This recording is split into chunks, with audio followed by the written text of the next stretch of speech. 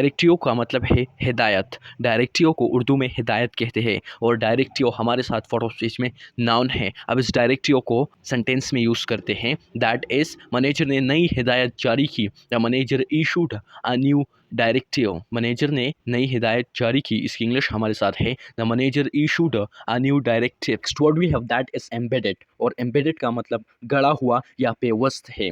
Embedded का मतलब गड़ा हुआ या पेवस्त है और एम्बेडेड हमारे साथ फॉर ऑफ स्पीच में एडजेक्टिव है। एम्बेडेड को हम सेंटेंस में यूज़ करते हैं। The nail was embedded in the would. The nail was embedded in the would की उर्दू हमारे साथ है दैट इज नेल लकड़ी में गड़ा हुआ था। The nail was embedded in the would. गड़ा हुआ का मतलब है एम्बेडेड या पेवस्त हुआ था, पेवस्त हुआ था।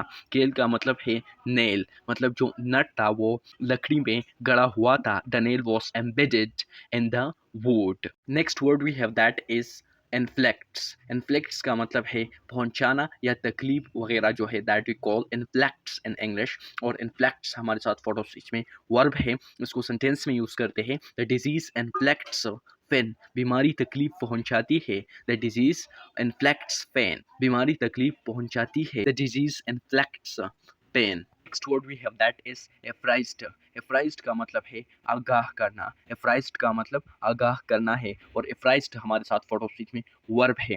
एफ्राइज्ड को सेंटेंस में यूज़ करते हैं। He apprised me of the situation. He apprised me of the situation, इसकी उर्दू मीनिंग हमारे साथ है दैट इज उसने मुझे सूरत हाल से आगाह किया। ही एप्राइज्ड मी ऑफ द सिचुएशन। एप्राइज्ड का मतलब आगाह करना है और एप्राइज्ड हमारे साथ फॉर ऑफ स्पीच में वर्ब है, उसने मुझे सूरत हाल से आगाह किया। इसकी अंग्रेजी हमारे साथ है ही एप्राइज्ड मी ऑफ द सिचुएशन।